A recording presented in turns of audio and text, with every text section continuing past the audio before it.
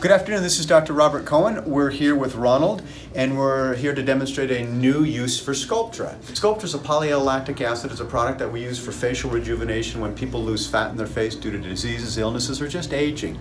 But today we're going to do someplace a little bit different. For my dry elbows that I work out in the sun all day, and they're really rough, and I've tried lotion after lotion, and nothing seems to get them smooth or back to the way they used to be.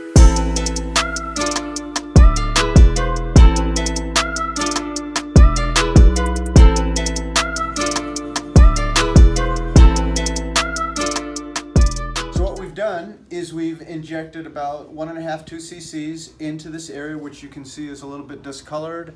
This should soften up and bring the skin back. Check out my website for other uses for different products at Robert H. Cohen MD. Dr. Robert H. Cohen here for uses for Sculptra. Thank you very much and have a wonderful day.